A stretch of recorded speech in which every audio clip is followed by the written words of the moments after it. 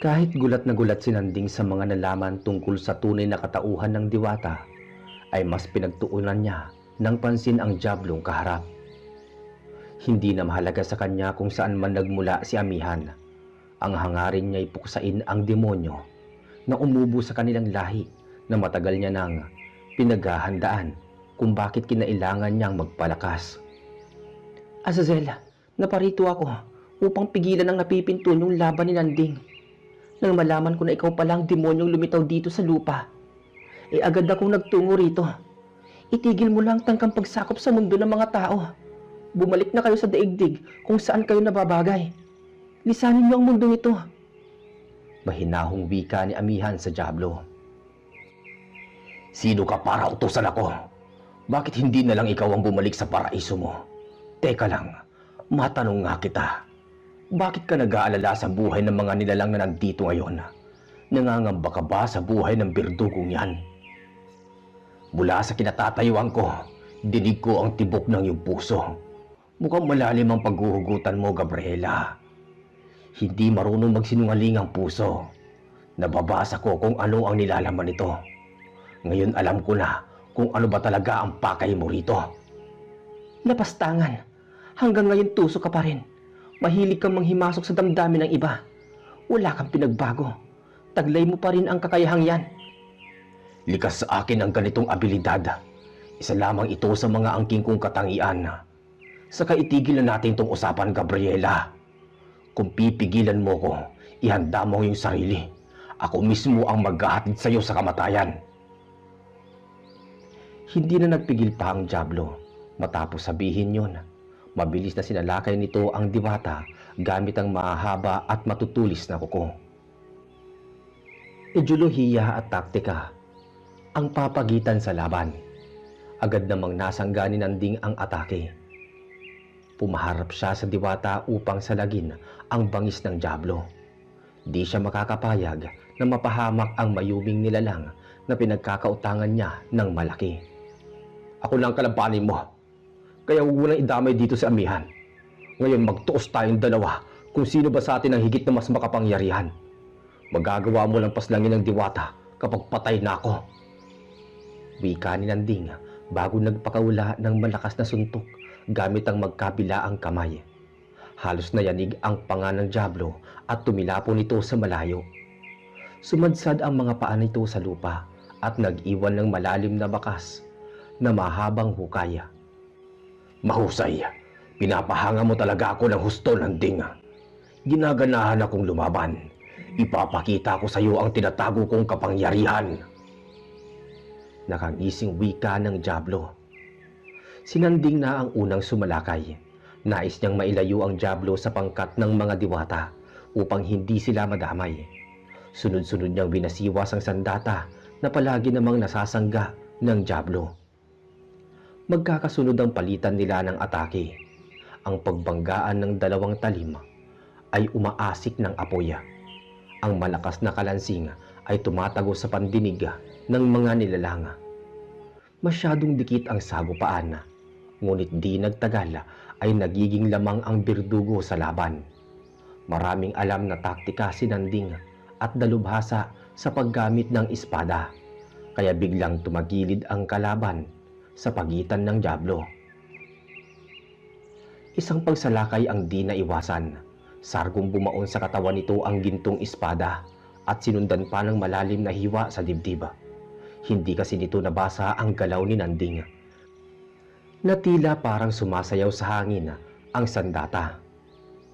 Dahil espada ng kalangitan ng hawak ni Nanding, ay nahihirapan ng Diablo na pagalingin ang sugat. Mabagal ang paghilom nito, kaya nagawa ni Azazel na lumipad ng himpapawid at inutusan nito ang 7 general at mga alagad na simulan na ang pagsalakay. Ang duelo sa pagitan nila Nanding ay tuluyang naging ganap na digmaan. Walang alintahan na namang sumugod ang mga nilalang na pinangungunahan ng 7 malalakas na demonyo. Gayunpaman, kahit malaki ang kanilang hukbo, hindi yun dahilan upang matinag ang 2 babae. Malakas na inihagis ni Dalia ang sibat habang si Makiling na may sinagad ang paghila sa tali ng pana. Ngunit bago pa man makawala ang unang palaso, ay biglang may nagsiliparan na palaso na nanggaling mula sa kanilang likuran. Hindi ito mga ordinaryong palaso. Likha ang mga talim nito sa asul na kalayo. Nang sundan nila ang pinagmulan ng mga palaso, ay nakita nila ang malaking hukbo ng mga mandirigmang engkanto na pinamumunuan ng Alibino. Lahat sila ay nakasuot ng mga baluti na tila handa ng sumabak sa digmaan. Aabot sa 100 ang bilang nila.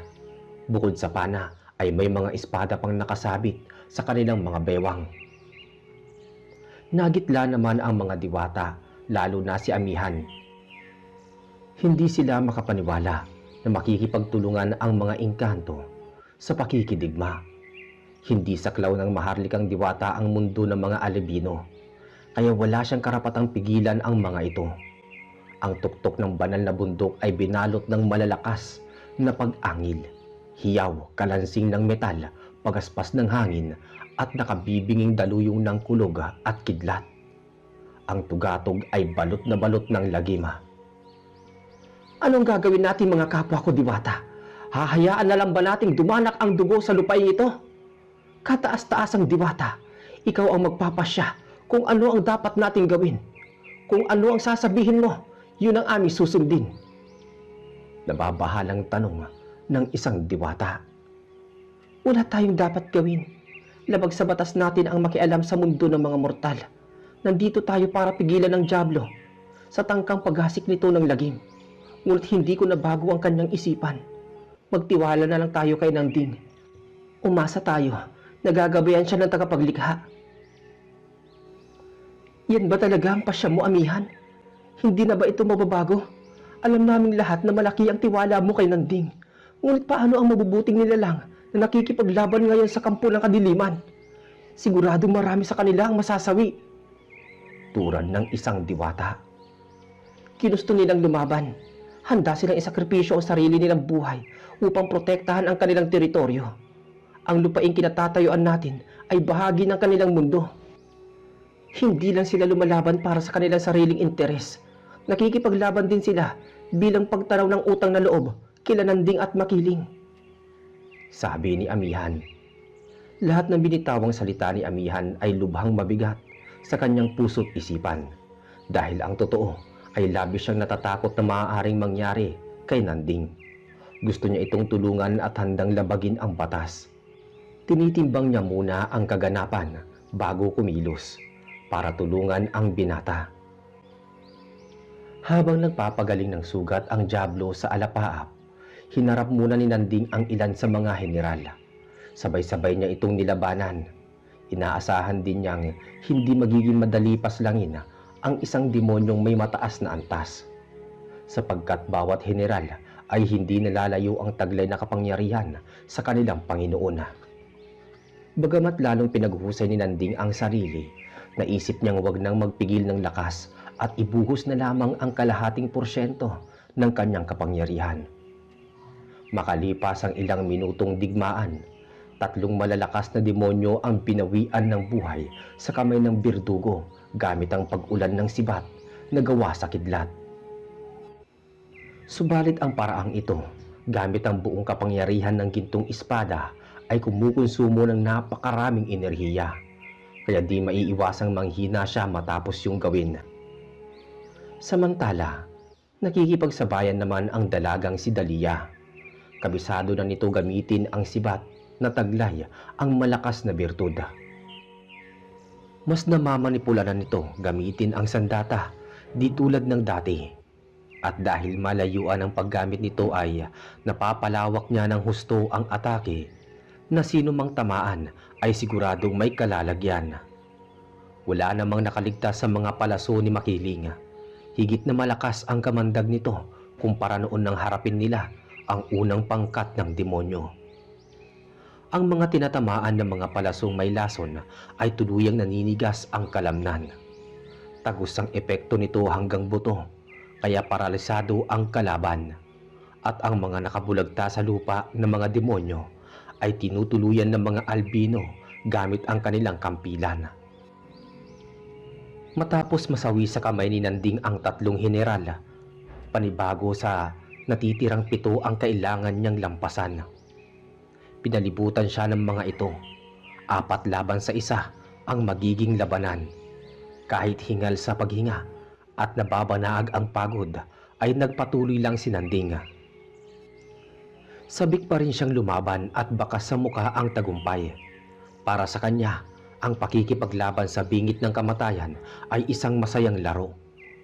Nagigising kasi ang pagiging berdugo niya sa tuwing may napapaslang na halimaw. Hoy ikaw na nasa kaloob-looban ng aking katawan. Alam ko naririnig mo ko. Hanggang kailan ka pa mamamahinga dyan? Kailangan kita ngayon. Nagamit ko na kasi ang buong kapangyarihan ng gintong espada. Ngayon mo ipakita sa akin kung gaano ba talaga kalakas ang isang haring balaw. Wika ni Nanding sa kanyang isipan. Nararamdaman kasi niya na tila nagmamasid lang ang banal na hiyas habang abala siya sa pakikipaglaban. Sa wakas tinawag mo rin ang pangalan ko. Lubang matalas talaga ang pandama mo sa lahat ng pagkakataon. Batid mo na pala na nanonood lang ako habang lumalabang ka. Akala ko di mo kailangan ng tulong ko. Sapat na ang espadang hawak mo na puksain ang mga kalaban. Simulan mo ng mamangha, Nanding, dahil ibibigay ko na ang kapangyarihang taglay ko. Bahagi na ako ngayon ng katawan mo. Oras na mamatay ka, magkasama tayong maglalaho. Tugon naman ang hiyas na nagmumula ang tinig sa kaibuturan ng kanyang puso. Mabuti naman kung ganon. Magpakawala ka na, haring palaw. Magkasama tayong lalaban sa iisang katawan. Dudurugin natin sila at ipapalasap sa kanila kung gaano kasakit ang kamatayan. Sagot naman niya na bahagya pang napapangiti. Kahit si Nanding ay nagilalas nang magsimula ng dumaloy sa katawan niya ang pambihirang enerhiya. Tumataas ang aura nito na tila parang sasabog ang kanyang katawan. Ngunit hindi sakit ang nararamdaman niya, bagkus kaginhawaan. Unti-unting napapawi ang pagod niya na parang nababad siya ng matagal sa tubig. Nanumbalik din ang kanyang lakas at pakuwari niya'y di na siya ang nagmamay-ari ng katawan niya. Maya-maya pa ay binalot ng usok ang kanyang sarili kasabay ng pagkunat ng balat. Halos kasing bigat ng higanting maso ang kanyang kamao na kayang pulbusin ang naglalakihang bato. Hindi naman nakaligtas sa paningin ng 4 na heneral ang biglang pagtaas ng antas ng kapangyarihan ng binatang berdugo. Maging ang Diablo ay kinilabutan sa nakapapanindig balahibong aura na sa tansya nito ay lubhang mapanganib. Gayunpaman, malapit nang humilom ang malaking sugat nito sa dibdib na halos tumagos sa kanyang puso. Anong klase kang nilalang? Sino ka ba talaga? Paano mo nakamit ang ganyang antas ng kapangyarihan? Bulalas na tanong ng Diablo mula sa taas. Tulad ng sabi ko, sinilang ako na taglay ang sinaunang dugo ng babaylan. Lumaking berdugo at tinasa ng panahon sa pakikipaglaban. Habang tumatagal ako sa laban, ay mas lalo akong lumalakas. Tila yata nanginginig ka na sa takot. Paano pa kaya kung umabot na ako sa aking sugdulan? Mabuti pa ang mga alagad mo. Hindi sila natatakot na harapin ako. Pero ikaw, nakakadismaya ka. Isa kang malaking hangal. Kung ayaw mong bumaba dito sa lupa, ako na lamang ang pupunta dyan sa taas. Hihilahin kitang pababa at dito kita dudurugin. Pero bago ang lahat, liligpitin ko lang ang natitira mong alas. At ikaw naman ang susunod. Nagpapatawa ka ba? Bakit naman ako manginginig sa takot? Anong dahilan para katakutan ka? Isa ka lamang insekto na kayang-kaya kong tirisin sa aking mga palad. Masyado kang mayabang. Maghintay ka lang, malapit nang gumaling ang mga sugat ko. Mga dakila kong alagad, paslangin ang hambog na yan. Sabay-sabay na sumugod ang 4 na heneral gamit ang kanilang mga sandata na hinugot pa nila mula sa sarili nilang mga buto. Subalit nabigo silang makalapit kay Nanding. May kung anong bagay, nakalasag ang nakabalot sa paligid niya. Likha ito ng puting usok na nagsilbing pananggalang. Hindi magawang umatake ni Nanding, gawa ng di pa tapos ang pagsakop ng kapangyarihan ng banal na hiyas sa buong katawan niya. Lumaganap na sa katauhan mo ang aking espiritual na kapangyarihan. Tayo na, Nanding, Tapusin na natin ang labang ito. Magkasama tayong pababagsakin ng Diablo. Saad na hudyat ng banal na hiyas. Ayos, kanina pa talaga nangangat itong mga kamay ko eh. Nais kong subukan kung gaano ba talaga kalakas ang aking kamao. Sabi ni Nanding. Nagsimula na siyang pumwesto ng posturang pag-atake. Bahagyang binaluktot ang mga tuhod sa kumilos na hindi kayang sundan ng matatalas na mata. Sa isang kisap mata lang ay tumilapon ang ulo ng isang general bago gumulong sa lupa nang bumaon ang kanyang kamao sa panga nito. Kagilagilalas ang ipinamalas na husay ni Nanding. Hindi makapaniwala ang mga matataas na uri ng demonyo sa agarang pagkasawi ng kanilang kasama. Sa puntong ito, nakaramdam ng hilakbot ang natitira pang 3 general, kung kaya't saglit ang mga ito'y dumistansya at balak lumipad sa mas mataas na bahagi. Ngunit nawindang sila nang makita nilang nasa taas na ang binata, nakahanda nang magpakawala ng malakas na suntok. Hindi man lang nila namalayan ang pagkilos nito. Hinawakan ni Nanding ang mahabang sungay ng isang general bago binalibag pababa. Sinabayan niya ang pagbulusok nito at doon sa baba ay walang habag niyang dinurog ang ulo nito gamit ang matitibay niyang talampakan. Dahil lumipad na palayo ang 2 pang natitirang alas ng Diablo, nakaisip agad ng paraan si Nanding. Mahigpit niyang hinawakan ang espada at inihagi sa himpapawid.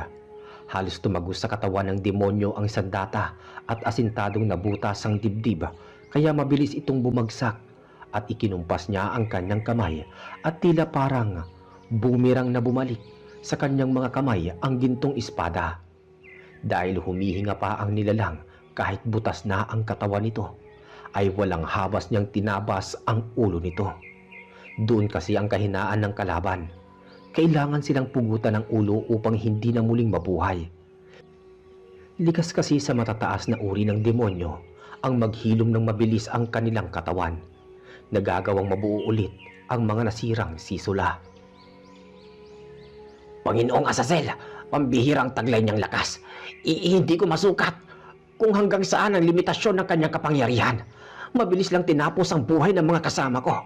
Ano na ang gagawin natin, Panginoon? Mukhang tagilid tayo.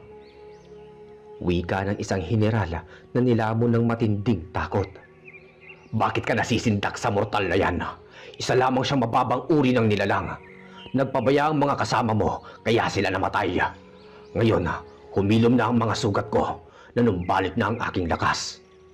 Dakila kong alagad, ako lang bahalang tumapos sa buhay ng Berdugo. Ang gawin mo, dakpin ang babaeng babaylan. Gagawin natin siyang bihag. Ang babaeng yan ang magiging baraha ko sa laban. Sabi ni Azazel. Masusunod po, Panginoon. Napakataba talaga ng iyong utak. Oras na mabihag natin ang kapatid ni Santino, hindi na tayo mahihirapan pang paslangin ang Berdugo. Tila umiral na naman ang pagiging tuso ng Diablo. Batid nitong di niya kakayanin makipagsabayan kay Nanding. Kaya gagawin ito ang lahat upang manalo sa laban. Kagad namang kumilos ang general. Dadagitin ito si Makiling ng patalikod habang abala sa laban. Nakasentro kasi ang atensyon nito sa mga sumasalakay na halimaw sa kalupaan na tila hindi maubos-ubos.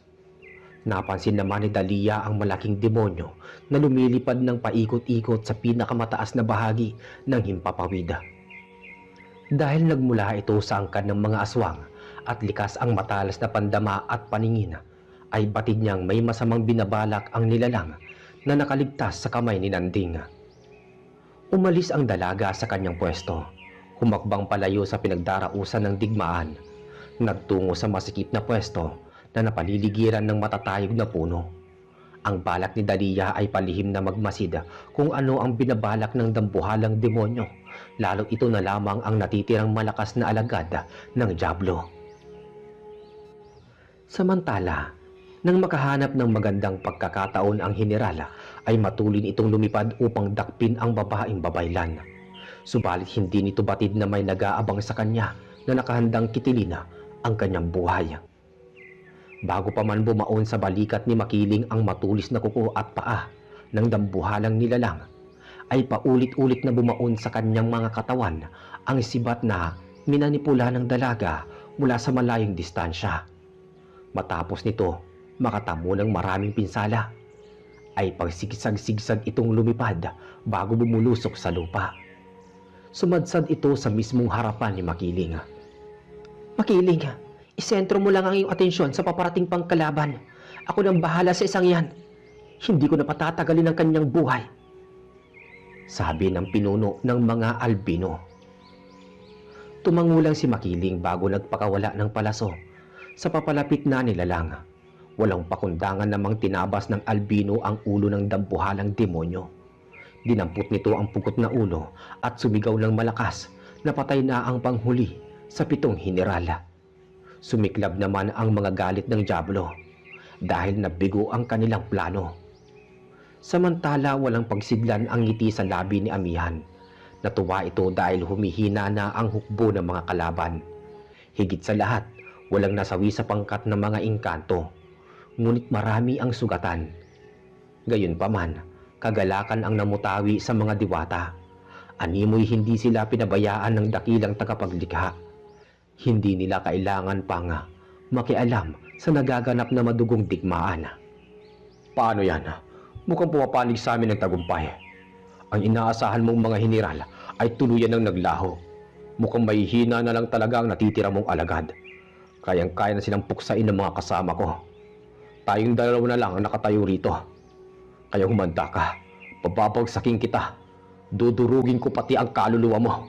At tinitiyak ko, hindi ka na muli makakabalik pa sa impyerno dahil tuluyan na kitang buburahin sa mundong ito, sabi ni Nanding. Mukhang minamaliit mo ang aking kakayahan.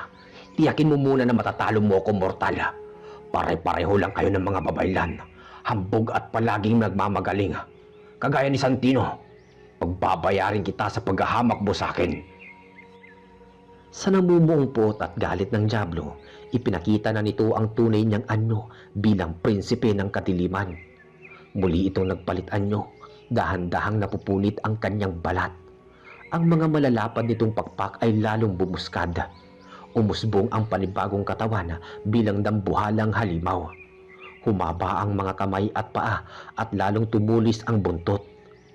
Ilang sandali pa ay tinubuan nito ng 13 ulo hanggang sa maging ganap na hidra o higanting dragon na kayang bumuga ng itim na apoy.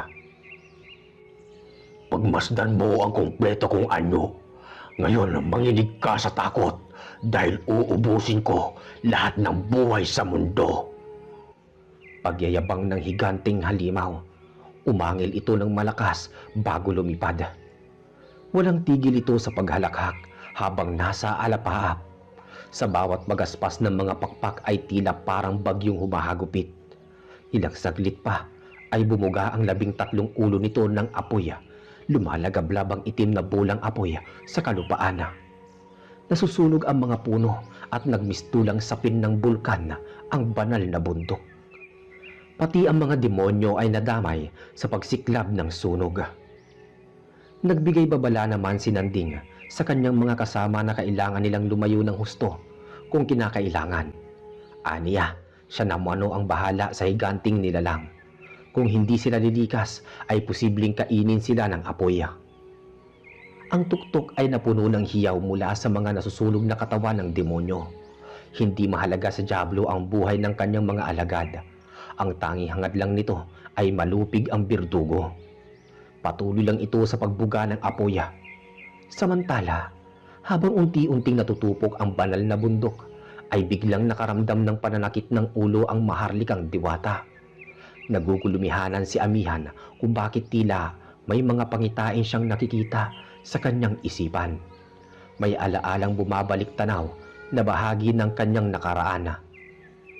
Simula kasi noong itinapon siya ng tagapaglikha sa lupa at pinarusahan na maging isang Diyos ang tagapagbantay sa isa sa mga nilikha nitong mundo, ay kalahati sa mga alaala niya ang biglang naglaho.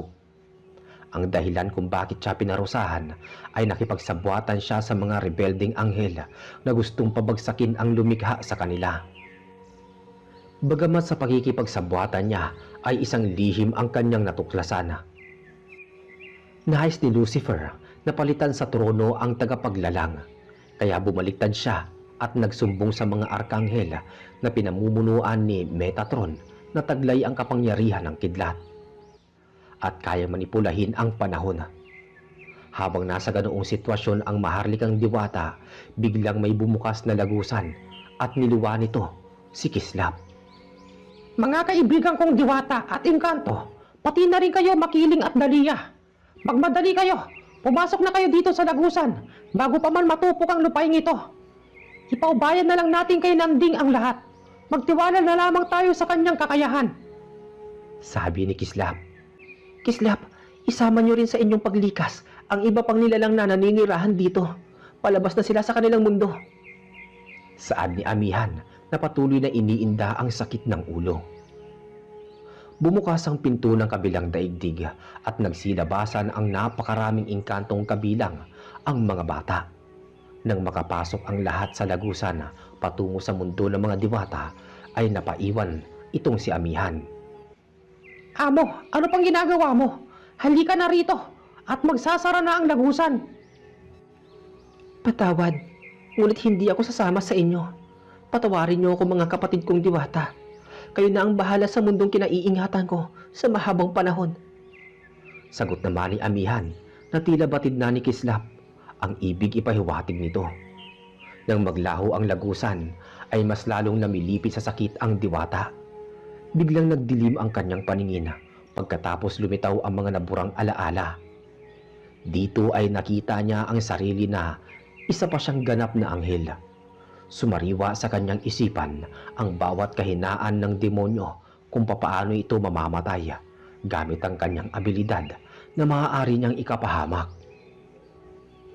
Matapos bumalik ang kanyang mga nawalang bahagi ng alaala, ay saka naman naibsan ang pananakit ng kanyang ulo.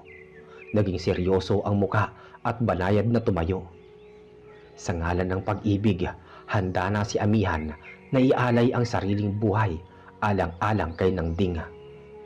Ano bang ginagawa mo, Amihan? Bakit di ka pa sumama sa kanila? Mapapahamak ka lang kung mananatili ka dito. Kaya mo naman lumikha ng lagusan, di ba? Sige na, umalis ka na, bago pa maging abo ang lugar na to. Hindi kita iiwan mag-isa, Nanding. Ako lang ang may sapat na kakayahan upang matalo ang mapaminsalang halimaw na yan. Ngunit bago ako maglaho sa mundong ito, nais ko lang ipagtapat sa iyo na iniibig kita, Nanding. Sa maikling panahon na nagkakilala tayo, ikaw lang ang lalaking bukod tanging nagpatibok ng aking puso. Ano ba sinasabi mo, Amihan? Hindi ito ang tamang oras para magtapat. Anong silbi na sinasabi mong pag-ibig kung mamamatay ka? Pakiusap, umalis ka na dito. Patawad, pero nakapagpasya na ako. Huli na ang lahat para umatras. Humanda ka na, Nanding. Ibuhos mo na ang buong mong lakas sa isang atake. Ipunin mo sa iyong kamao ang lahat ng kapangyarihang meron ka, tulad ng katangian ni Haring Balaw na kayang wasakin ng isang bundok. Gamit lang ang kamao. Naway mabuhay ka ng matagal, oras na magapi mo ang dyablo. Gawin mo na ngayon ang sinasabi ko, dahil gagamitin ko lang kapangyarihan ng pagsasakripisyo. Isa kang malaking hangal, Gabriela. Ikaw ang unang papaslangin ko bago pa magawa ang balak mo. Di ko hayaan na ikaw ang sisira sa mga plano ko. Pasigaw na wika ng dyablo. Ipinikit ni Amihan ang kanyang mga mata at taimtim na humingi ng basbas sa tagapaglikha. Ang kanyang mga kamay ay tila sumasayaw sa hangin habang kumikislap. Ilang saglit pa ay may tumubong puting pakpak na gawa sa puting liwanag. Nagmistulang anghel ang buong tanglaw. Lubos namang naintindihan ni Nanding ang ginagawa ng diwata sapagkat nakaramdam ng takot ang dyablo. Kaya ang ginawa niya ay binuhos niya ang buong enerhiya sa kanyang kanang kamao. Sa pagbuga ng apoy ng itim na dragon na ang puntirya ay ang diwata, saka naman iminulat ni Amihan ang kanyang mga mata. Lumabas sa mga mata nito ang nakakasilaw na liwanag na halos nagmistulang umaga ang gabi. Sa pagbalot ng banal na puting liwanag ay biglang naglaho ang mga bolang itim na apoy. Ang katawan ng higanting dragon ay unti-unting naging bato habang ito'y nasa himpapawid. Nagilalas at hindi makapaniwala si Nanding sa kanyang nakikita. Ang dambuhalang halimaw kasi ay tuluyan na ngang naging ganap na higanting bato. Oras na bumagsak ito sa lupa ay siguradong madudurog ang ibang kabundukan. Kung kaya't bago pa ito bumagsak, tumalon ng mataas si Nanding at habang nasa ere siya, ibinuhos niya na ng sukdulan ang kanyang lakas gamit ang kamao. Nawasak at nadurog sa maliliit na bahagi ang higanting bato sa isang suntok lang na tuluyang ikinasawi ng dyablo. Sa pagkamatay ni Azazela, kaagad namang naglaho ang puting liwanag at ang kumalat na apoy sa banal na bundok ay dahan-dahang nauupos. Nang lumapag ang mga paa ni Nanding sa lupa ay agad na sinipat ang diwata. Namilog ang kanyang mga mata nang ito'y makita dahil si Amihan ay ganap na ring bato. Iyon ang kapalit ng kanyang pagsasakripisyo. Nagmamadaling lumapit si Nanding at napaluhod sa harap ng diwata. Kusang tumulo ang kanyang mga luha at hindi maiwasang igapos ito sa kanyang mga bisig. Paulit-ulit siyang humingi dito ng pasasalamat sa pagbubuwis ng kanyang buhay. Ngunit may napansin siyang kakaiba sa katawang bato ng diwata. Mainit ito na tila parang may tumitibok na bagay sa loob nito. Pakiramdam niya, buhay pa ang diwata. Lingid sa kaalaman ni Amihan, may pagtingin din sa kanya ang binata. Sa di sinasadyang pagkakataon, nagawang halikan ni Nanding ang labi naman ni Amihan. Habang ang mga luha niya'y dumadaloy sa pisngi nito, nagulat na lamang si Nanding nang unti-unting nabibitak ang puting bato. Sa isang iglap lang ay bumalik sa dati ang diwata. Muli itong nabuhay na labis niyang ikinatuwa. Napaiyak naman si Amihan at hinadkan ang binata. Batid niyang iniibig din siya ni Nanding. Pareho ang nilalaman ng kanilang mga puso. Sa puntong ito, muling naglapat ang kanilang mga labi. Salamat at buhay ka, Amihan. Akala ko, tuluyan ka na mawawala sa akin. Nabuhay akong muli dahil sa pag-ibig mo, Nanding. Tanging tunay na pag-ibig lamang ang lunas sa sumpa ng pagsasakripisyo. Tayo na, Nanding. Umalis na tayo. Marami naghihintay sa ating pagbabalik. Mauna ka nang bumalik, Amihan. May kailangan pa akong dapat tapusin. Sakto, malapit na ang bukang liwayway. Angkop sa aking paglalakbay patungo sa lugar ng aking pinagmulan. Hanggang ngayon kasi, ipatuloy pa rin nabubuhay ang ugat na pinagmulan ng kaguluhang to. Tapos na ang labanang ito, Nanding. Hindi mo na kailangan pang tahakin ang landas na pinagmulan ng lagim. Sa pagkamatay ng dyablo, kasama nitong naglaho ang taong pinagmulan ng iyong poot at galit. Ibig mo bang sabihin patay na si Santino? Ngunit paano siya namatay? Paliwanag ni Amihan, ang puso't kaluluwa ng dyablo ay karugtong ng buhay ni Santino. May tanika lang nag-uugnay sa dalawa na bahagi ng kanilang kasunduan. Hanggat di napuputol ang tali at patuloy ang bisa nito sa pinagkasunduang kontrata at oras na masawi ang isa sa kanila, pareho silang mamamatay. Yun ang batas ng impyerno sa mga mortal na nakikipagkasundo sa mga demonyo. Nalaman niya ang lahat ng to, buhat ng manumbalik ang bahagi ng mga nawalang alaala niya. Dagdag pa ni Amihan na numbalik na ang liwanag sa nayon. Ligtas na rin ang buhay ng mga bihag. Bigla namang umaliwalas ang mukha ni Nanding nang malamang patay na ang taong matagal niya ng balak gantihan. Kahit na hindi ito nasawi sa kanyang mga kamay, ang mahalaga ay nabigyan ng hustisya ang pagkamatay ng matatandang babaylan. Inalis ni Amihan ang galit sa kamalayan ng binata at lumiwanag ang kanyang isipan. Upang makabangon muli ang mga tao sa nayon, hinayaan na lamang nila ito na tumayo sa sarili nilang mga paa matapos ang mahabang panahong pagdurusa. Nang makabalik sila sa kabilang daigdig, ay mainit silang sinalubong bitbit ang kanilang tagumpay. Gayunpaman, mula sa kapangyarihang salamin ng liwanag ng mga diwata, ay kasawian ang mamamayani sa kalooban ng dalagang si Dalia. Ang labis na pagmamahal nito sa binata ay pagmamay-ari na ng puso ng iba. Masakit man, ngunit kailangan tanggapin. Hindi talaga sila ang nakatadhana. Makalipas ang ilang linggo, muling bumalik sina Makiling at Dalia sa banal na bundok na di kasama ang binata upang magsimula ng panibago nilang yugto. Nanatili kasi si Nanding sa daigdig ng mga diwata para makasama ang kasintahang si Amihan. Lumipas pa ang mahigit isang taon, isang malaking pagdiriwang ang naganap. Ang panahon kung saan mag-iisang dibdib sina Nanding at Amihan. Binasbasan ang pagmamahalan nila ng mga diwata bilang tanda na sila'y ganap ng magkatipan. Kinalaunan, nagsilang si Amihan ng kambal, isang babae at lalaki. Pinangalanan nila itong Medusa at Asula. Subalit habang lumalaki ang mga bata, isang bagay ang napansin nila sa anak nilang babae. Batid nilang hindi ordinaryong nilalang si Medusa, di tulad ni Asul na isinilang na taglay ang pambihirang lakas na minana pa sa ama. Hindi biro ang sukat ng laki ni Medusa. Matangkad itong babae, kulay ginto ang hibla ng mga buhok, pino ang puting balat, ngunit dilaw ang mga mata. Sa malawak na hardin na napaliligiran ng mga higanting puno, ay may malaking dambuhalang nilalang na nakapulupot at nakasabit ang kalahating katawan sa mga sanga ng puno. Magiliw itong kumakain ng banal na prutas habang pinagmamasdan ang magandang tanawin sa malayong bahagi. "Nandyan ka lang pala, mahal kong kapatid. Bumaba ka nga rito. Dalian mo at naghihintay sa atin sina ama." Sigaw ni Asul kay Medusa. Talaga, dumating na si ama? Maiksing tugon naman ng dalagita na halos abot tenga ang ngiti at kita pa ang dalawang matutulis na pangil. Nagmamadali itong gumapang pababa ng puno.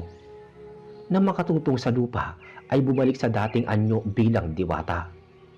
Kakatapos lang ni Nanding sa mahabang paglalakbay sa mundo ng mga mortal, kaya nasasabik ang dalagita na makita ang ama. Si Medusa ay bahagi ng maliit na sumpa sa mga naging kasalanan ng kanyang inang na si Amihan.